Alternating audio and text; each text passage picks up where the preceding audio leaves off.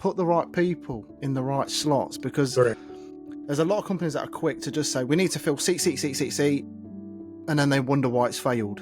Well, you've got the wrong person there. They're much better performing in that area there. They're not a number. They're a person that's got education behind them. So why not put them where they need to be? You won't put a gerbil in a horse race who use a horse to do the race. You see where I'm coming from? But I think it's laziness within management. That it's very lazy rather. That's why a good manager, a good leader can visualize that. That is part of the leadership. Have that vision. Be a leader. Again, a manager can be anybody, but a good leader, not everybody is a good leader. This podcast isn't to be used to act as a substitute for mental health counselling, and I am not a therapist in any way, shape or form. I'm just here giving you ways in which I dealt with my mental health. Hello everybody, and welcome to another episode of Still Worth the Journey. And today's episode is an amazing episode really, because we spoke to Jose back. What episode was it, Jose? Was it like 28 or something like that?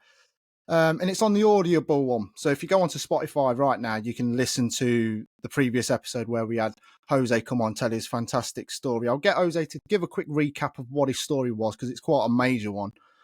But yeah, Jose is back. Jose, thank you for joining me again on Still Worth the Journey. Back then it was My Life, My Journey. But yeah, we've changed all that, and the name's now Still Worth the Journey. Like I just explained, it's no longer My Life, My Journey. It's everybody listening, everybody's got a story to tell, and it's their journey. And where you are today from where you were, it's massive. Yeah, That's great, because it is. We were talking. It's showing not only what went to the person, but the way they decided to transcend. So that is the way that people will see the positive side of that. Anything that you go in your life, if you decided to overcome it and transcend, it's going to be to inspire others that they can do it. So in case, exactly. very short and sweet, because if you want to go to detail, you can go to the audio. But I was a 35 years oil and gas guy that in 2017, I'm Venezuelan born, but I was working here in Houston in the American company called Cinco Petroleum, a petroleum company. And I was called for a last minute call in Caracas, the headquarters of Cinco Petroleum and PDVSA, the state oil company. And there, it became to be a settlement, because they were having a lot of issues between the Trump administration and the regime. They're still in their place. And long story short, we get caught as political pawn in the situation.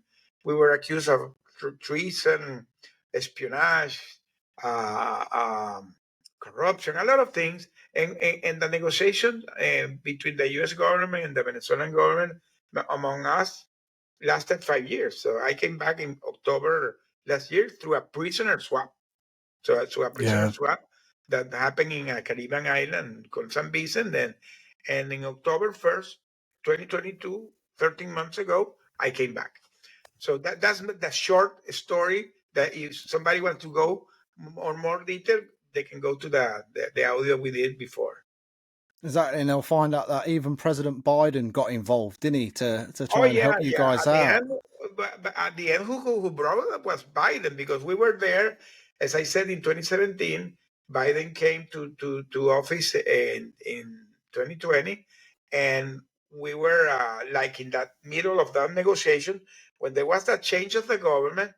The good news is that the negotiator, because there is an American negotiator for the hosted all over the world, there's a special office called the Special Presidential Office for Hosted Affairs. That guy, he was appointed by Trump and was ratified by Biden. His name is Ambassador Roger Carson. So for our families, was a big deal, because he already had some leverage. And what Biden did is that he changed the policy, because the way the Trump administration was dealing with a Venezuelan government was like a confronting. Biden decided to do a behind the scene diplomacy, and that worked, because we came back. So that was exactly. You come back. Yeah.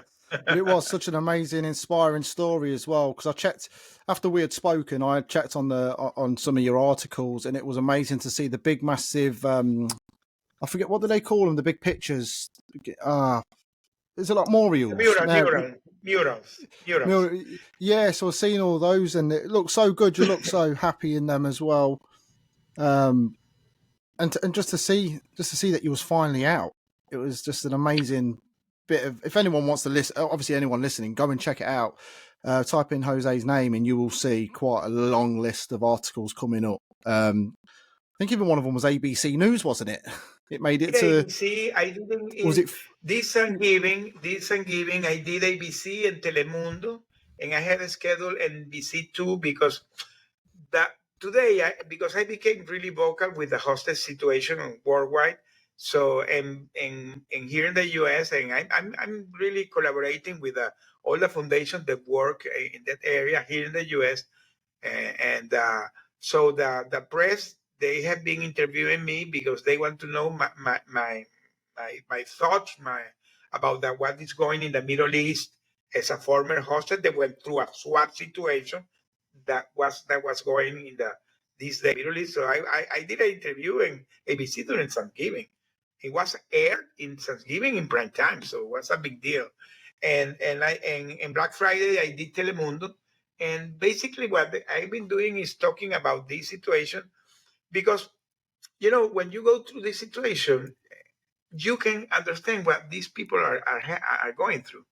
The guys that Yeah. maybe they're being hosted and their families. Because one of the things that today I understand is the situation the family goes. So I've been giving my thoughts regarding to that situation. Awesome. It is. It's amazing, and I think that's your next step as well. So you've been since that day. Obviously, you've been doing news interviews as well, speaking to people and explaining what it's like to be in those sorts of situations. Which man better qualified than yourself because you've been through it, you've lived it with your Citigo 6. It was all there Mhm. together in that such small area, confined space. Again, Correct. you've respected the families there as well because the families also go through all of that hardship with you along the ride. So yeah, totally get it. So I see at the moment, last time we spoke, you was writing a book or thinking about doing a book and continuation with help in hostage situations. So where are you at now? Is anything developed from that? Are you moved on from that? Are you finished your book? Where are we at? Yeah, I finished my book. My book is the name is From Hero to Villain: The True Story of the Go Six. Because as you said, and maybe the people that doesn't know, we were six executives, and we worked with a company called Citgo Petroleum here in the U.S. Citgo Petroleum here is the sixth refinery here in the U.S. The people that are not U.S. based maybe don't know it, but anybody here in the U.S. knows Citgo because it has more than 6,000 gas stations all over the U.S. So the press, for some reason that I don't understand, they put us Citgo 6 because maybe for them was more easy. Instead of be naming each of us, they call us, they became like a brand, the Citgo 6. So Yeah. that's why my book is called From Hero to Villain: The True Story of the Citgo 6. My book, I was in, I'm still in the process that in pre-order, I have a publisher called Publicizer. So it's today there. I'm going to leave you the link. It's in pre-order stage until this end of this month. And it's going to be published maybe in January. It's totally ready. I have it ready in English and in Spanish. So the way I wrote my book, so the people that doesn't know, is that during the time I was there, like in the first year that we were in that situation, we begin to be allowed to have some foods, prepared food from the outside. So our family began to provide some food. And I decided, I took the risk because I was having no communication with my family, and I began to smuggle letters inside the cans. And those letters began to be back and forward with my wife. And we stayed like 3 years doing that. And when I came back, my wife has compiled almost 1,000 letters. So those letters Uh-huh. that she, yeah, it's a pile of letters. I can show it. I have it there.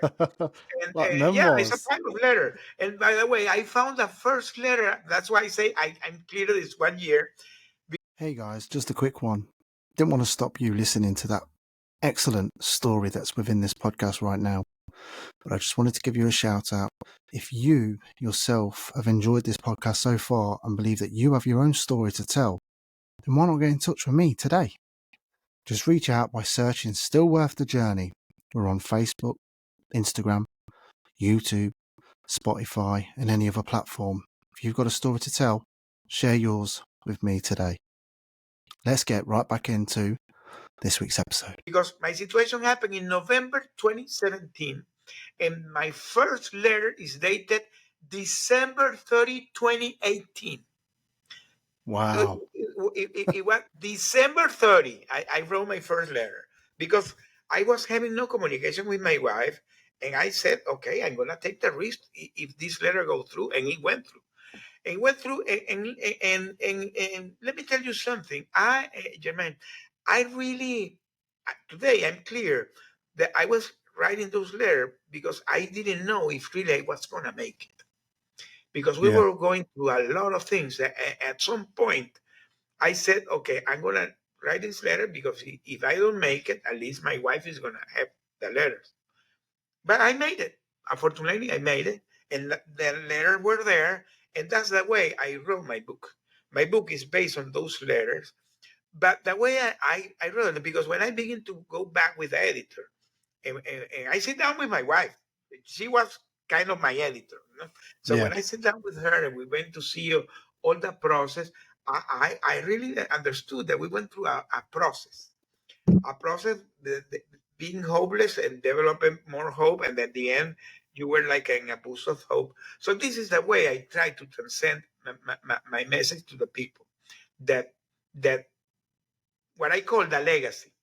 The legacy means that if the person that when they finish the book and they close it, they say, wow, if this guy went through all this stuff and he's here, wow, I can make it. I tell all these people, if I could make it, Yeah, you it's can make it. inspirational. So It's inspirational, yeah.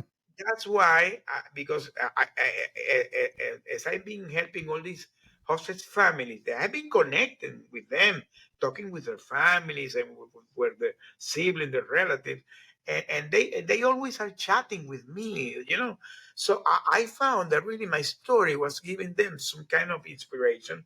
I said, well, but this is something that it can be more transcendent. So what I did is because I came from this 35 years experience dealing with Yeah. leadership, management, doing stuff. I combined those and I created a coaching. I'm now being a coaching, helping companies. I created a coaching called Life Pills for the Survivor Guide, LPSG. So what I did is really I combined the experience that I had during all my years dealing with multicultural environments, and I combined a program where I help basically business owner, managers, CEO of a company to overcome their adversities in their life and in their companies. Communication problems, management Yeah. problems, leadership problems, basically things that I really today understood that I went through this, but I had experience. So that's why I decided to share it. So I decided to be a coach, and I decided to begin to speak also. So today I'm doing a lot of speak about this because I found that my story really can inspire others, and not only inspire, it can help others in a real practical way. So that's what I've been doing during all these months. So, mate, what was it? If you just go back a little bit there, to when you were sat down with your wife and you're rereading, and going through all those memories of those letters. What does that do to your mind? Like, you're sat there, are you crying together? Are you holding Oh, hands because you can't believe you're I out and can tell you're you, with your wife? I can tell you, we cried a lot. Not only that, there's a chapter in my book that is called The Nightmare in Boleita. Boleita was one of the dungeons where we were. And to tell you the truth, it gives me goosebumps every time I talk because the Wow. way I wrote those letters, I got surprised when I went back. I didn't think that that was me. I was suffering so much. I was suffering so much at that moment that when my wife, when she was putting the letters in Word, because before I came back, she already had transcribed the letter. That chapter, she skipped it. She said that she can never could read it. So we sat down and we began to read it, and we were crying like a babies. Let me tell you, we were crying like a babies. So it was a lot of emotions, a lot of emotion. I can tell you something that happened today. I'm gonna say it today. Because today I'm doing every Friday and then working with them. People, there is a group of very senior citizens. There are businessmen here in Houston. That with them, and I'm helping them. I do it every Friday morning, and after we close, they always bring a speaker. I by the way, I was Oh, right, yeah. their keynote speaker in their event, but today Yep. came a judge from the Supreme Court was the speaker. A Wow. judge, yeah, wow, yeah, I got like wow, and that guy, for I came late. And when I came late, the only chair available was beside the guy. So I sit down with the guy. I didn't know who he was. A very tall guy, by the way, six, 6 foot tall. And then the guy introduced to me. He said, "Hey, you're Mr. Pereira. I know your story." He told me, "I know your story. I know. I have heard about your story." And so the guy knew my story, and Yeah. his speech, Unbreakable. Have you seen the movie Unbreakable? The guy that was captured in a prisoner of war in World War II by the Japanese. There was a very Yes. famous movie. Okay, he did the Yeah, speech. I vaguely remember Well, that. okay, he did a speech on that movie. You know why? Because he met that guy when he was 90 years. The guy he told that he grew up in a family where his granddad, that was a World War II survivor, who raised him, so he was really connected with that story. So when he saw that movie, he began to investigate and wrote the book and contacted that writer of the book, and he could connect with the guy, the real guy. So Mm. he met him when the guy was 92. It stayed three Wow. hours and he recorded the meeting because he wanted to know how that guy did that. And you know what the guy told me? You are a survivor. You are unbreakable. So for me, it was like a wow. That, a guy that type of profile tell me that's really touched me. And let me tell you the story, because he researched about the story about the unbreakable spirit, and this is exactly what today I'm telling. If you go to my LinkedIn profile, I say I help CEOs to find their unbreakable spirit, because I really truly believe today that the people have an unbreakable spirit, but you have to find it. And the story of that guy, Yeah. I didn't know the details.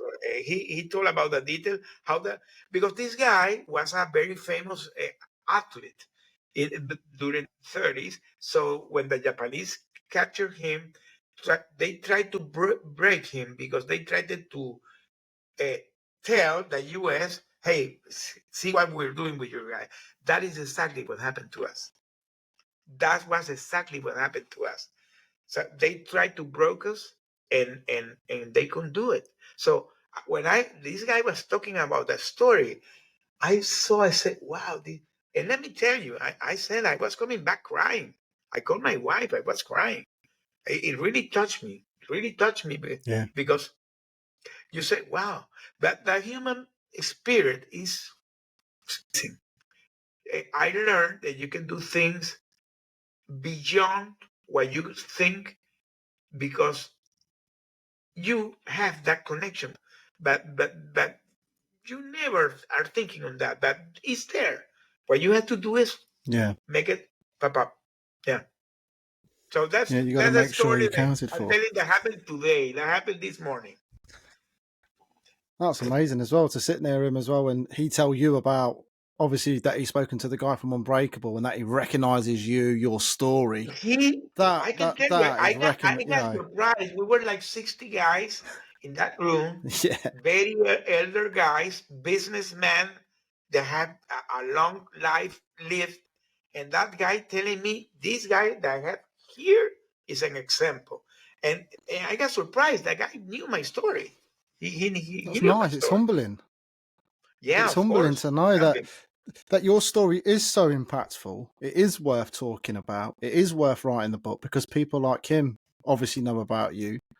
We know about you in the UK now. You know, you're on the news, mate. You've gone through loads of stuff. Like I say, there's a lot of people out there that perhaps wouldn't have got through quite as headstrong and come out the other end with a motivation to educate others and help business owners to stop this kind of thing happening, or at least to help other people going through it. So for me, you've done an amazing thing there by you've lived it. Who better to speak about something than somebody that's done it, been there, got the well, t-shirt, and I'm knows what they're today talking about. connected. Today I'm connected because I was invited. As I said, I'm collaborating with several foundations here in the U.S. I did last Tuesday there here in the U.S. Ah, Sorry? we can't access. Okay, no, there was like a glitch. There Oh, was like right. a Yeah, glitch. don't worry about that. Okay, let me tell you. As I said, I'm now very connected with several foundations that work with the hostel community here in the U.S. So this past Tuesday, here in the U.S. is an event, a big event. It's called Tuesday Giving. That is normally after the Thanksgiving, all the institutions that do advocacy for any type of advocacy do a big fundraising. So they asked me to help them. So I and my wife assisted to an event called Tuesday Giving with an organization called Hosted USA. And I have been also helping writing articles and this type of thing with another of the organization called James Foley Legacy Foundation. And there is another foundation called Hosted 8 Worldwide that they take care of the hosted all over the world. They did in September a big forum during the UN. I was invited. I was part of the panel. If you go to my profile, you will see it. Well, in that panel was the husband of this lady that we talked the other day that from UK, the Nazanin Sagali Ratcliffe, that she was hosted there in UK, and her husband, his name is Richard Ratcliffe. He was in that forum. He was.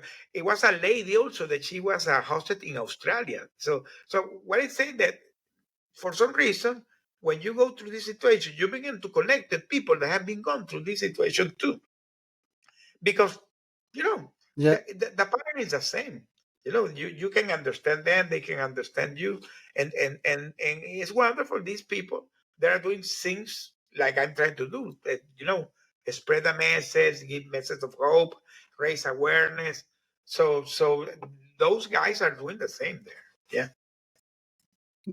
Do you guys ever meet up other than these forums? Do you ever get like meet up at different places for like conferences and speak to each other about different tactics and what they do, what they try, and what works and what Correct. doesn't work? It's amazing. I can't believe you're still sat Yeah, here, like just you're just getting on with life and that. You just you know what I mean, and going to all these different things and yeah. trying to still push that message. So it shows great human strength and resilience within yourself just to keep doing that. But Well, I don't know that's anyone that why could have I done it. decided It's hard. today, my coaching program, I decided to convert in a leadership and resilience coach because I found that these two things, the leadership and the resilience, if you put it together, wow, it's powerful. It's really powerful. Let me tell you, I got connected Yeah. on this connection that today I'm doing with a lady that she lives in Mexico City. She's a top neuroscientific in Mexico, and she was. By the way, we're going to do an audio room very soon in LinkedIn. Well, she was explaining me about the studies that she has been doing through the plasticity of the brain. You know how you can retrain your brain, and something told me that blew my mind. Hear this: you have like 86 billion of neurons here in your brains, okay? And there's like 400 miles of connections inside your brain, and you use only like 20,000 neurons. So you only are using like 0.00 something of the neurons. Can you imagine if you can tap part of these neurons instead using them, you grow it like 40,000, 60,000. It's a small Yeah. piece. It will put you in a situation tremendous. So she was telling me, see, hear this, the first time I hear this, that sometimes because your brain can process everything, so that you have the perception based on your brain. So when you perceive the thing that you don't believe, you don't see it, so it goes to your inconscience. So the way that you can tap and bring it back to your conscience is what becomes your intuition, when you can see things because you have it there. So really today I understand that the brain is something powerful. So when you put together that those techniques, becoming resilient and with a leadership, my friend, that is so powerful. So any business owner, whatever, it can blow your mind, and you can do things really great. So for a business owner, it's great. It's great. Yeah, it keeps them moving forward. Yeah, I'd like to have that under my sleeve, to be fair. Like, because they do say, I've heard it before, where they say that you can only use 10% of your brain or something like that, and like the other 90% you don't It's a do. And very it's like, small. It's a very how do small we unlock piece. it? It's a very How do we unlock that brain so we can all become geniuses overnight, kind of thing, and work on equations quite yeah. Well, easily and settle wars quite this easily as lady, well? this lady that I met, she was explaining me that you can unlock it at some way that you can even read a book in hours, and have a 95% of the book in your brain, that you remember everything. So really, the brain can be something that can be, wow, beyond. I don't know if you saw, there is a movie called Lucy that talks about that. How the human being can be processing his brain and becoming like supernatural. Right. Amazing. Must admit, it's the biggest hard drive, isn't it? Because it's never ending. You can just keep filling it and filling it and filling it with educational purposes, and it never seems It, to get full. it can be, yes, limited. Yeah. Yes. Oh, it's amazing. So, what's your next step? What you've been up to? What's next on Jose's agenda, so to speak? Well, as okay, I'm building this coaching program. I'm building my clients. I'm doing speech. I would really want to do more speech, because I have found that every time I have been doing speech, resonate to a lot of people. And my book, once it go out, I'm gonna begin to promote it, of course, during those speech that I'm gonna be doing. So the three things are gonna be combined. Yeah, The three things, that the coaching, the speeching, and the book. The three things, it's gonna be a package, like a package where I can speech, promote my book, and at the end, the people that wants, I can then coach them and try to do more one-on-ones, more one-on-one, because yeah. I found that it's more useful doing the one-on-ones. And of course, I continue with my advocacy with the hotel community. That's part of my passion. So these are basically my four things. Well, so does that mean that there's going to be book signings on the way then at certain malls, and you're going to be sat there waiting for people to purchase the book and do some signings as well? I'll take it. Is that going to be on there, Yeah, part of your promotional there's camp? going to be a book tour.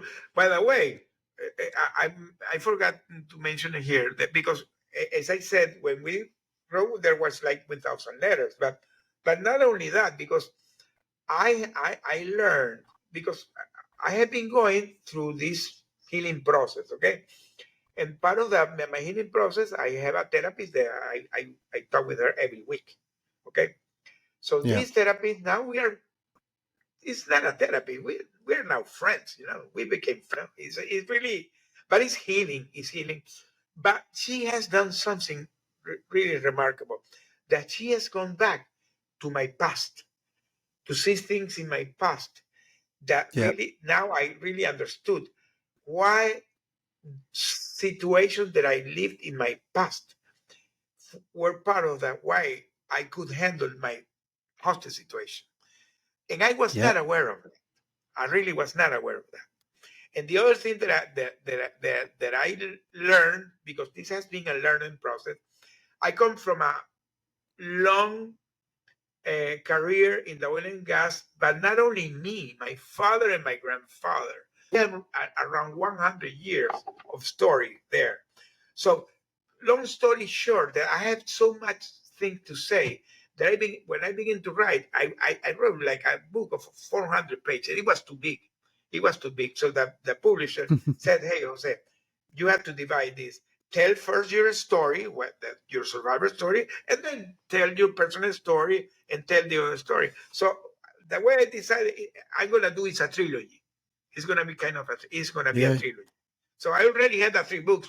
So I'm gonna put one book out there, maybe next year, but I already had a trilogy. I already have it. I wrote it.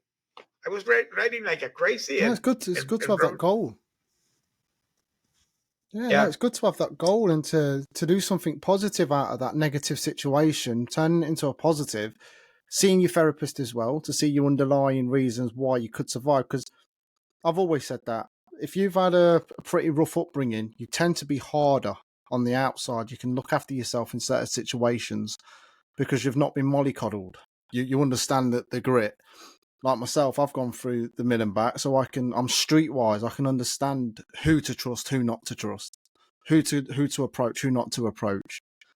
So I've got that. You can't teach that. You can't teach anybody gut yeah, feeling. You've yeah, either got it or you don't. You know what I mean? And yeah, if you've yeah, been brought up in a yeah. place that's hostile, you're always going to be checking over your shoulder, making sure you got food. Right, where do I need to get my food from? Kind of thing. So it gets you out of sticky situations because some people, perhaps, like I said to you, that I know some people that couldn't have have lasted going through what you went through. I think they would have just Yeah, quit on and life. you know something, Jermaine, that I really today understand that maybe people are stuck in a situation, and what I'm gonna say can resonate to anybody because who doesn't have problem in their life? Everybody has problem. We all do. Some Yeah, Everybody. I think it's the way you decided to overcome it. It's something related to the positive mindset. If you don't have the positive mindset, you will not gonna make it. So that's what today is strongly recommended on the person. You can be going to any university in your life, but in the way you decided to overcome it is only you. It's a personal decision.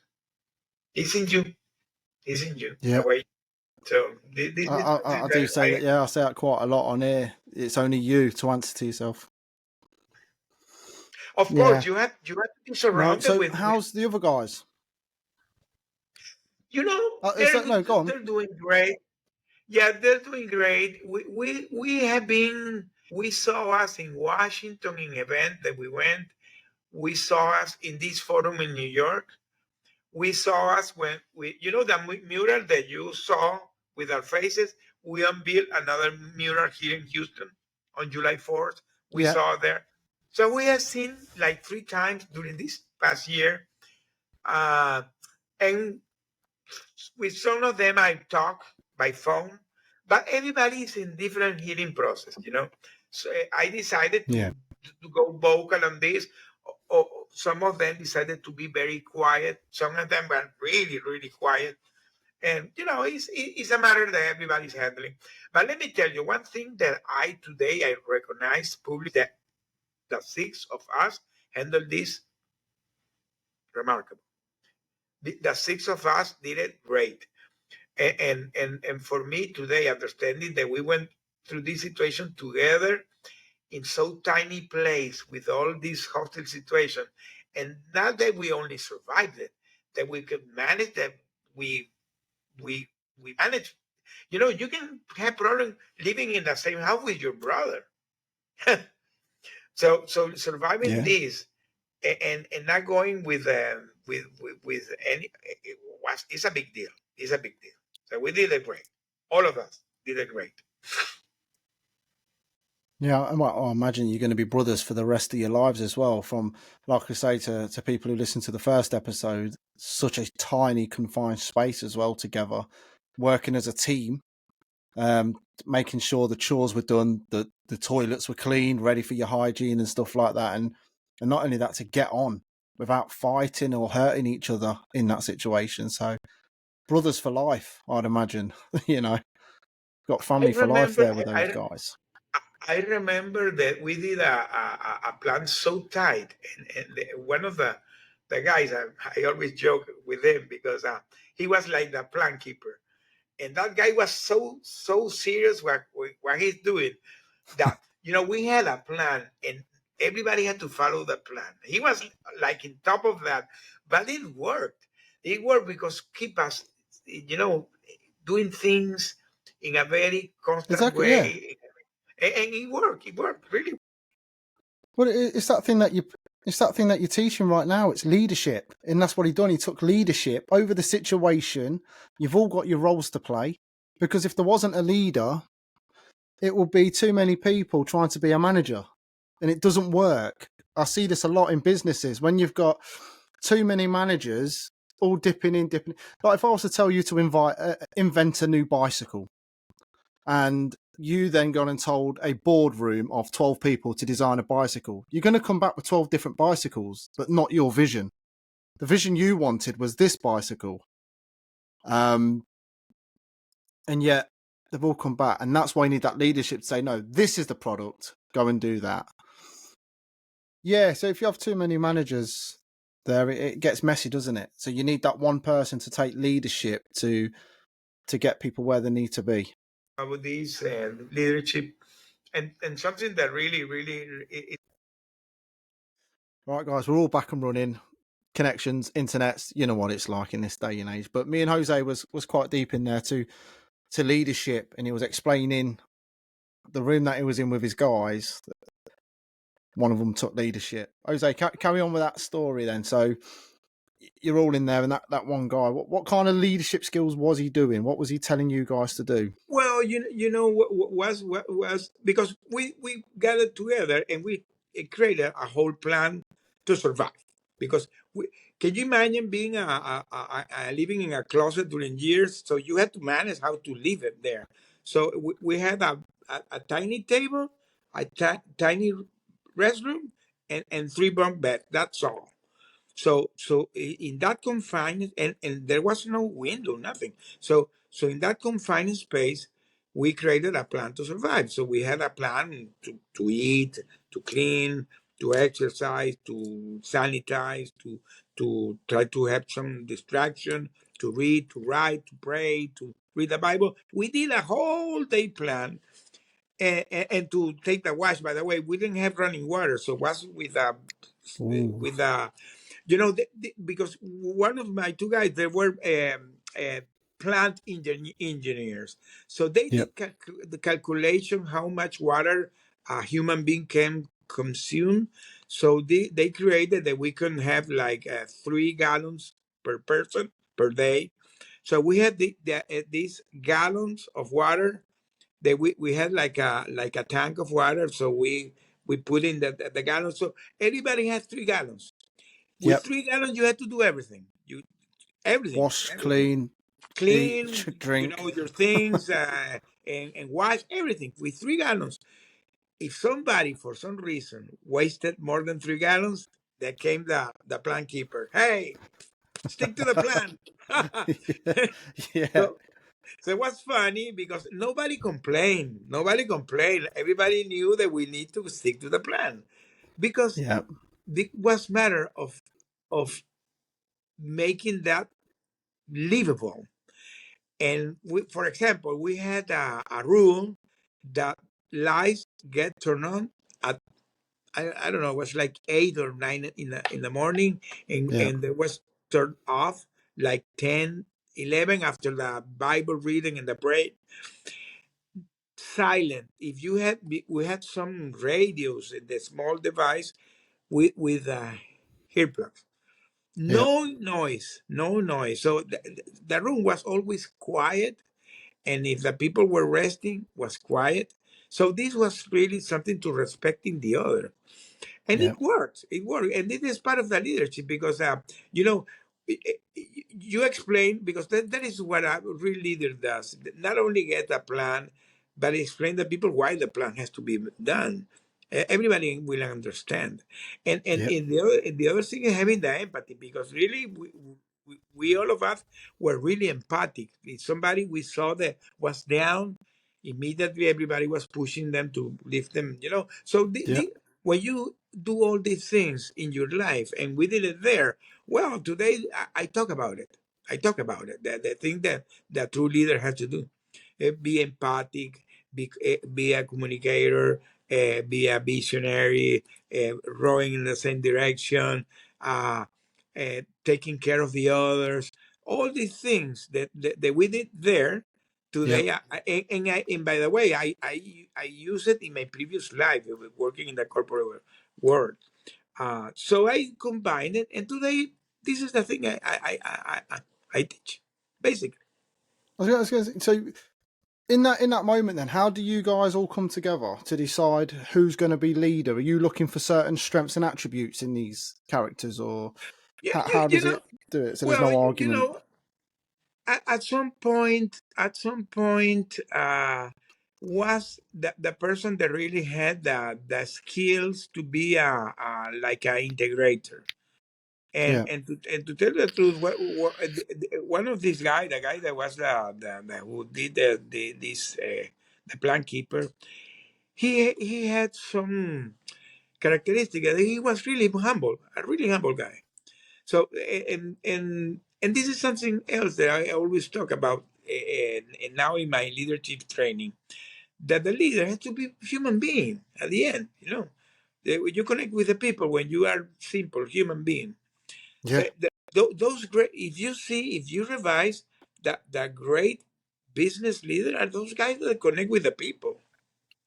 Connect with the people. They become great.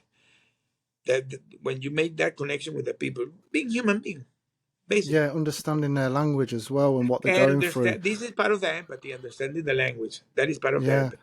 Because you do see in the world, there's a lot of leaders that do not connect with the people, and then they wonder why they're thrown out of politics or whatever it is, or Correct. communities or businesses.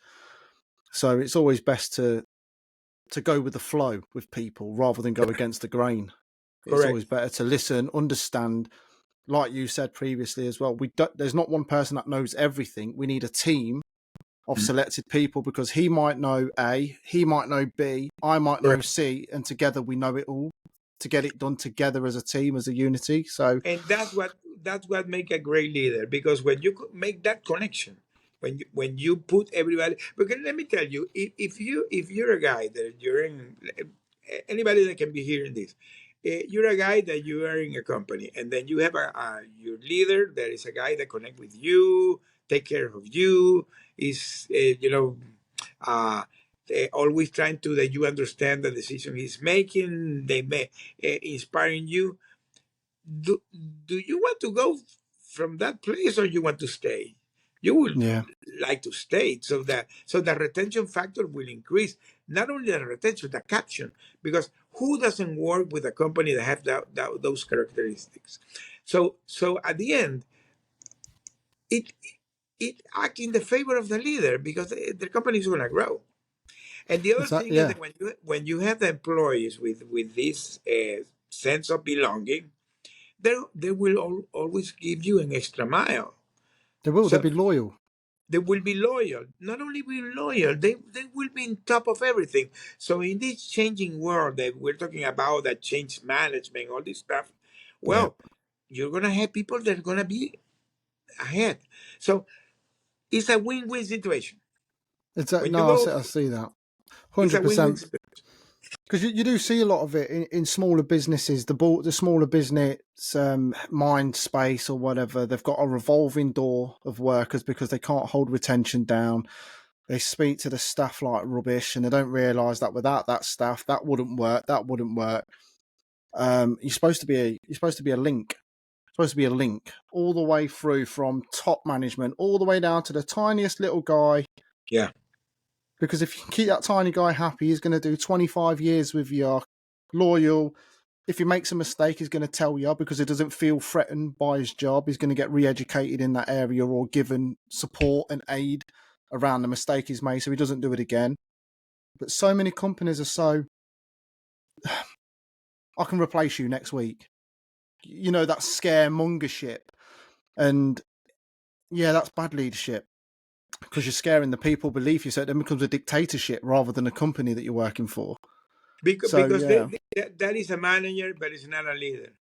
Not a leader. Manager can be anybody. Manager can be anybody, but A not lot a of leader. managers can't manage. If you've noticed, a lot of managers actually crumble under stress and but it's like, you just delegate the work. But before delegating the work, why don't you teach the person on what they need to do? How are they going to project that and work on that project? Well, the person you're delegating to, say, team leader, he's then going to give an inspirational speech to his guys. And it all works because you're patting each other on the back. But if you just shout in abuse across an office at staff, it's not going to work. It's going to get people's backs up and they're going to work against you. And the first person to leave a company is a manager because clearly it's going wrong. So, like you said, connect with people. Because that sometimes the managers think that if they are a dictator and they I have the reason, I have the power, and you do what I want, maybe the people can stay because they need the money, but in the first moment they're gonna leave. Yeah. And they're not gonna recognize that guy, and they're not gonna do the things correctly. So it's a bad decision going that way. And let me tell you something. Now that I'm coaching this and I have been going to work with these people, and sometimes you have a great person in but he's going through problems, personal Yep. problems. If you're a good leader and you understand that, well, you can being empathic, try and then come back. This is going to be a loyal employee. Yep. This is going to become a Yeah. loyal employee. See, this is where I'm at now. I've worked for many people, and it's always been a micromanagement sort of way of working. No one ever takes control of the reins. No one ever takes responsibilities. If they've made a mistake, they slopey shoulders, we call it, where it's, shit slides downhill to the next person below rather than taking responsibility. Look, I messed up. Whereas now I work for a company that actually are helpful, they're supportive. They brought me this PC that I'm on now because what I'm doing for my podcast, they're helping me. If I ever need to speak to the manager, I can speak to the owner of my company that I work for. How many people can say that they can speak to the actual owner, the CEO of their company, they can speak to without any regret, without being scared about it? I have a chat with them That's quite a right. lot about things. I let them know how the work's going because I'm just a truck driver, A lot of people in trucks might think, oh, we're nothing. We're just truck drivers. But the thing is with my company, they understand that without the truck drivers, the warehouse is empty, the stores are empty, and then no one gets any food. So respect your truck. And for me as a truck driver, I respect the forklift guy and I respect the warehouse because without those guys, my truck isn't loaded. So I think as long as you can respect people in their roles, you get a lot further. So it speaks volumes what you're saying here today about the great leadership. You need that link. You need that. The minute that link breaks, you've got a problem. Yeah. So And another thing important in a leader is they have to help their team to grow. yeah, What you're saying, and there are many ways, but because you can be a small company, that doesn't have too much budget, but there are ways to grow. You can put a temporary position, doing a supervisor position, small seminar, whatever, but the people see that you're taking care of them.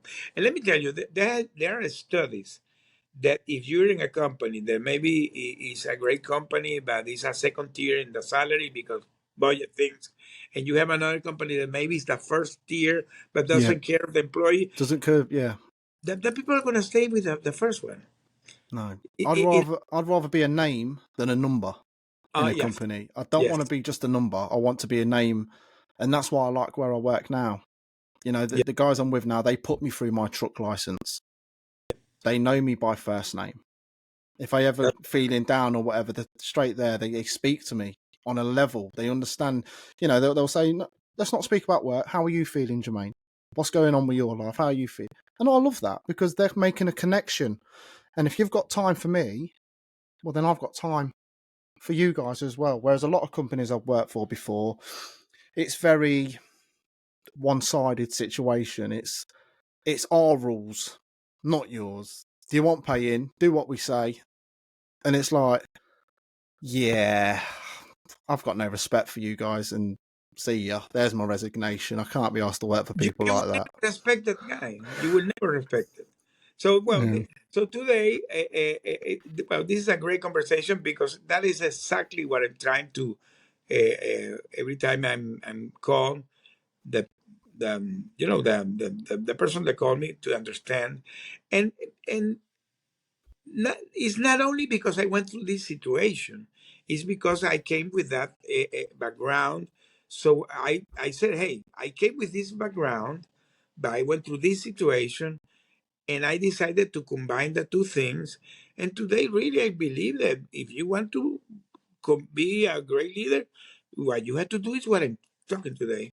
Because this is the other thing that maybe you say, no, but I don't have leadership skills. You can be trained. Yeah. You can be trained. This is the other thing. You can be trained. Remember, we will begin this conversation about the plasticity of the brain. You Yep. can be trained. But as I said, it's up to you. Everything in the life is up to you. It's a personal decision. The way you decide. If you really want to go there, you're going to go there. It's a Yeah. personal decision. Just try and understand that side of life that can be done, but you've got to be open to listen to suggestion. You've got to be willing to listen to other people's outputs as well and take it on board. And know, like you said, and I'll keep repeating that, we don't know everything on our own. That's why we're humans. That's why we work together and things work out. You can see it. I mean, we're watching I'm a Celebrity, Get Me Out of Here at the moment over here in the UK. It's over in Australia. And you've got all these celebrities. You had Jamie Lynn Spears, Britney Spears' sister in there. And you can see all these different personalities. And some of them are clashing. And it's because of what you're saying. There's a break in the chain. Because there's some people not respecting or willing to understand another person's point of view. They don't want to really listen to that point of view. But if they did listen, it'll be a whole lot better experience for all of them in the camp. So they can all survive a lot better, make it easier days. But there is some quite strong conflict within that camp just because of different personalities clashing. So communication is key. It's understanding Communication each is other as well. communication is everything because and the communication it has to be both ways because sometimes this is another mistake. The leader is always he is speaking, he is talking, but what about the feedback? What about what comes from there? And it's not hearing, it's not listening, it's hearing. Okay. So communication is so important because you tie the communication with the empathy, and sometimes a leader has to take strong decision because things in life happen. Yeah, Maybe you have to close a branch or cut the budget, release people. Sometimes that thing happen. But if you, as a leader, you explain the situation, what's going on, the person will take it different. It's matter of being a good communicator. By the way, the great leaders normally are great speakers today. The big businessmen today are great speakers. yeah, yeah. And Communicators. like you say, and letting somebody go as well. If you do, unfortunately come to that moment where you have got to let an employee go or something like that, you've got to be good at communicating that as well, because what's going on in their background? Are they struggling financially? Have they got a sick child at home and now they're going to hear this news? How do you get that across to say, look, we're going to have to let you go? But the best way I find is let them know, look, this is where we've failed, or we're failing as a business in this area. We can no longer afford to keep you on, or you've made a mistake. We have gave you retraining 4 or 5 times. It doesn't seem to be getting any better. Maybe what I've said before is was it, there was a famous guy, he said, if you were to tell a fish he's stupid because he can't climb a tree. So in other words, it's like if you're in the wrong job, don't feel stupid because you can't do it. Perhaps it wasn't the right job for you in the first place. You'll be Correct. better fitted somewhere else. Correct. And I've seen a lot of this in the UK, where years ago I was a manager. I was a customer service manager. Just before I moved to America, that's what I did. I was a customer service manager at nights. And underneath me were graduates. The guys underneath me had degrees. I ain't got a degree. So these guys were more clever than me in a certain field. So they did scientific, it's working for the police basically, going in for scientific forensics. So they would go around, do all that. They had degrees. And I've lost my train of thought. I've lost my train of thought totally. What was I going to say? You were talking about that they have more skills, were more prepared than you. Yeah, it's all right. It's You were talking ADHD brain. reference of My brain goes all up and down with the ADHD. But no, I can't remember what I was trying to say. But what I mean is there's some... Right, yeah, there we go. So say these guys are scientific forensics, but on there they may have had like a degree in maths, but then they're working answering a phone. So if I'm the manager looking at the CV, why am I putting them in a call centre to answer phones when I could use them on the payroll? They know numbers. Let's put you there. And it's the old thing of square roles and round pegs kind of thing. Let's look at the CVs instead of trying to fill seats because we need to fill a call centre up. Let's look at these CVs and see where they are skill based, and then place them somewhere else in the company, because then they're going to feel like they're doing a good job because they understand the work that's given to them, and it's going to make them better in their own head. They're going to walk away thinking, "Oh, I'm happy with this," you're rather making than being put in something else. when I was in my corporate world, I remember I was working in a there was a big refinery we were building. It was in the process. It was a $1 billion refinery, and I was working there.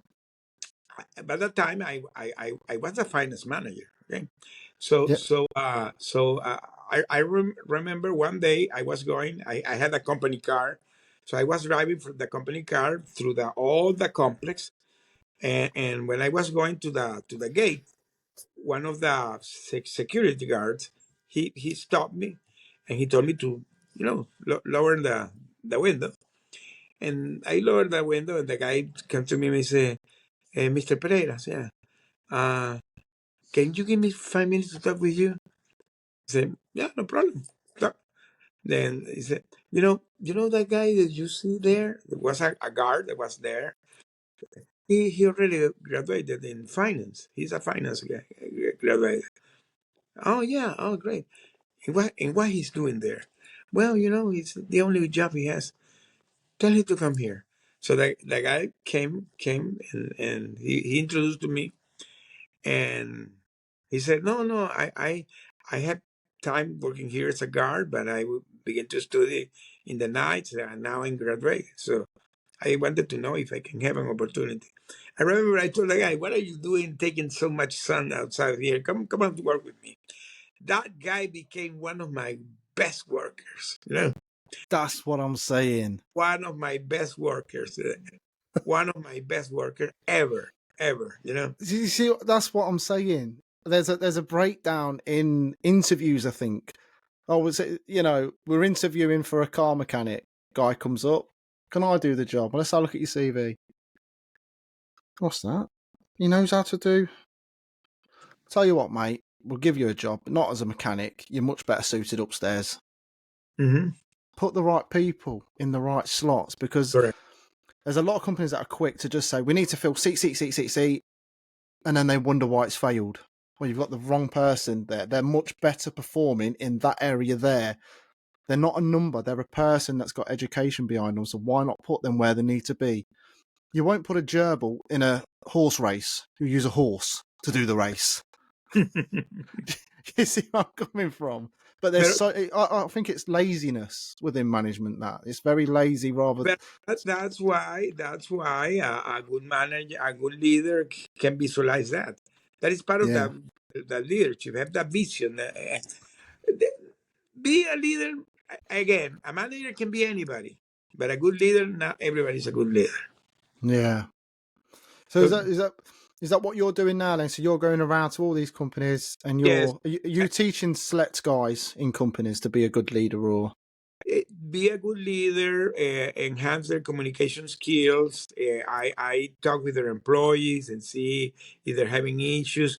We organize sometimes some team buildings for them. I go and give them speech, yeah? try to motivate. So this is like a package that we do. But basically, I begin doing one-on-one with the manager, and depending of we begin to deep down, and that's the way I'm doing today. Yeah, How's that going? Are you getting any good responses? it's going, as I said, it's in progress. But as I said, I have this group that I'm coaching every Friday. It's a large group. It's a large group. It's very interesting because they are Yeah. older than me. By the way, I'm Or is like it? I'm like the young guy teaching this guy. So it's but it's great. That's great though. Yeah, look, we're never too old to learn new tricks, are we? We can always learn new tricks. That's what we're we can evolve and adapt. Because this is the other thing. If you're a leader, you need a mentor. You need somebody because you don't know everything.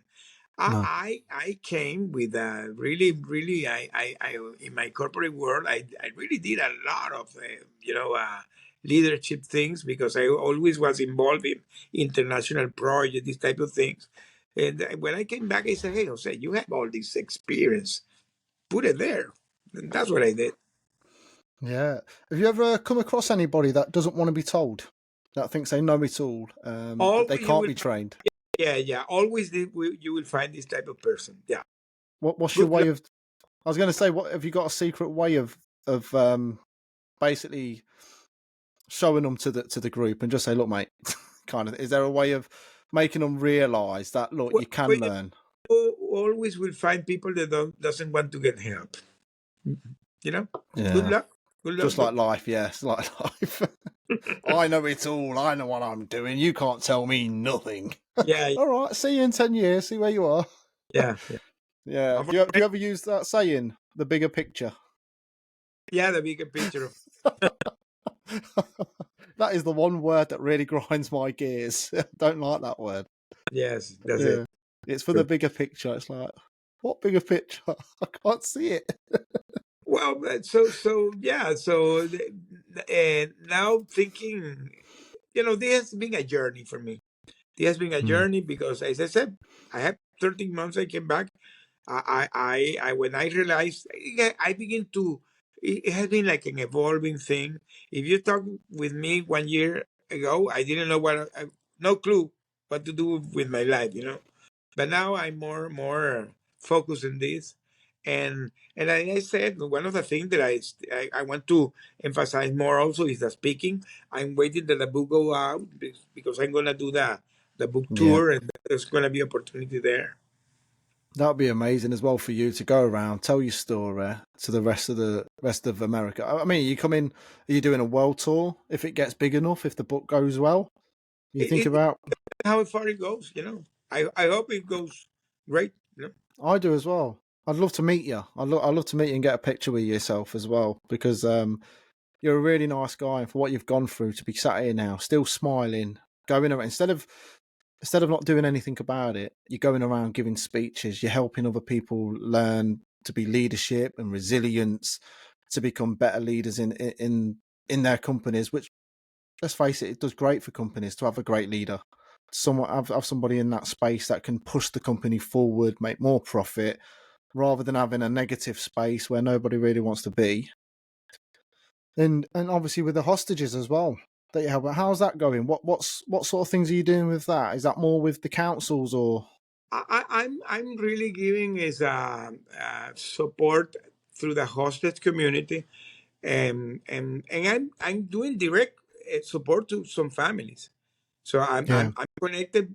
I'm not gonna name him here because of course it's confidential. But I have like two or three families that we do call with them. We advise them. Uh, it's really hard. I can tell you. Sometimes you get drained. yeah. It's really really hard. Well, Really it's hard. seeing other people suffer, isn't it? It's hard. Oh yeah, yeah. It's really difficult, but it's a way that I found that it really, if I can help them. By the way, doing this, I found that maybe my next book in the future is going to talk about that, Yeah, how to deal with this situation, because I found that when somebody goes through this, they don't know, no clue what to do, no clue. No clue. And one of the things that also is affecting is the cultural difference. Because typically, when this situation happens to you, is in a foreign country, and maybe it's a country that have another culture. yeah, So, for example, I have a guy that he's recently kept in Venezuela, and I'm Venezuelan born. I know the culture. So when yeah, I talk with them about how they have to do and things, sometimes they no, but why is things are doing that way? Because this is Venezuela. It's the way it works. yeah, So understanding that the cultural difference is difficult. No, not everybody does. So I try to explain that to them because this is something that I come also from my past experience. When I was in the corporate world, I work with other cultures a lot of. I work with Japanese, Chinese, German, British, Americans, Italian, a lot of cultures, and you really need begin to understand the cultural difference. This is yeah. something that leader has to understand: the cultural difference, religious difference. But it is. It helps with the communication as well. When you can Yeah, speak to them in their sort of ways, they understand you a lot better as well. When you can I build more trust with them as well. sometimes I had to speak strong to them. Say, Mm. hey, the situation is this. What's going to happen is going to be this, this, this, this. If you don't like it, I don't care. But sometimes I have to be strong with that. Yeah. Yeah.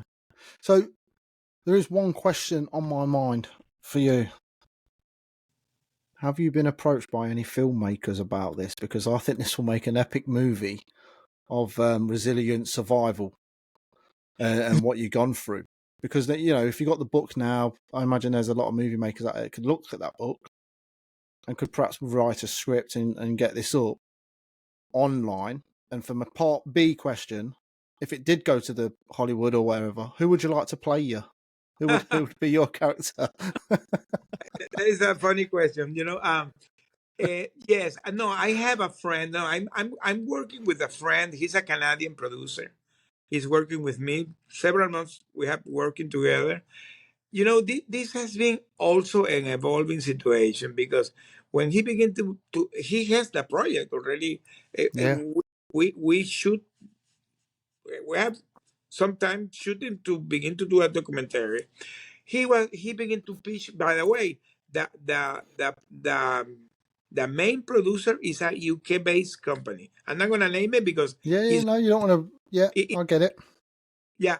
But they have been having issue with the streaming services, Netflix, Hulu, all these streaming services, because they always saw this case too politic. We're talking about the Trump Yeah, but administration. people are going to watch that. Yeah, but remember, there's a process. But now that the Middle East situation is going on, Yeah, he contacted me yesterday. I'm gonna have a call next week. He has told me that, Jose, I'm getting frustrated because the people see think too political. I said, no, this is something that human nature is that humanity is that but people always tend to go that direction, but he's pushing it. And we had also a meeting with a UK producer. So yeah. somehow maybe it's gonna be a US, Hopefully, yeah. Canada, UK producer, but is evolving. It's evolving, and at some point it's gonna go out. Of course, he told me that when the book goes out, it's gonna be help better. Yeah. So it's a matter of time. It's a matter of Oh, time. hopefully. And if it can't, make sure the documentary goes out on YouTube so we can all watch it there, because then no streaming service can tell you what to do then. It's your own. And But yeah, who I want to play the role? Wow, yeah. Who do you want to play the role? no clue, no clue. You You got know, any favorite actors? it can be anybody. You know, when there is a famous case in Chile, the guys that were in the mine, that who played Yeah. the role was Antonio Banderas, and Antonio Banderas doesn't look like that guy. So I don't want to see George Clooney playing me. See, that's what I was thinking of, George Clooney. Oh, mate. Be amazing though. Honestly, I think it's an amazing story. Honestly, guys, if you're listening, go back and listen to episode 1 with Jose, and you get to really delve into the stuff he had to do, and just look at his smile. Look, he's absolutely flying. No, I love it. Jose, shall we leave it there? You happy with Yeah, that? I think we recorded a lot. Yeah. Yeah, and on your next phase, definitely have to have you back on, I imagine, if you would like to come back on the show, obviously. When It'd be lovely to have you on. already, I'm gonna be in the tour. Yeah, I'm gonna contact you. Yeah. Yeah, and like I say, if anyone out there does want to see his story, just go into Google and you'll see. Just put Jose. I can never pronounce your surname. Pereira. Pereira. Yeah. Just search that, guys, and you'll see that this guy has done some amazing things to get where he is today. Absolutely amazing, and someone to look up to. You're like one of those historical figures, you know, from back in the day when you read about these people. Like, for me, it was like Nelson Mandela that managed to go through prison for what he was, and then to stay there and not finally come out and be who he was. You know, it's powerful. But yeah, send it there. Yeah. Thank you for having me, my friend. No worries. Oh, Jose, do you want to shout anything out? Do anything Sorry? you want to promote? So, do you want to promote anything here? What I want to promote, the three things that my book, I have, and I'm gonna give you the link. Is in Publicizer. I have a link there. The way I'm promoting the book is that I have some master classes that I did about leadership and how to begin a business. I'm giving that like a lead magnet, like a free gift to the people that go to the book. I'm doing my coaching, of course, but my coaching can be done anywhere. Today online, you can do it to anybody. So anybody Wicked. so I will leave my calendar if somebody wants to have a chat. And the speaking that I'm doing, that today you do it physically or also virtual. By the way, I did an event that was in UK like 1 month ago.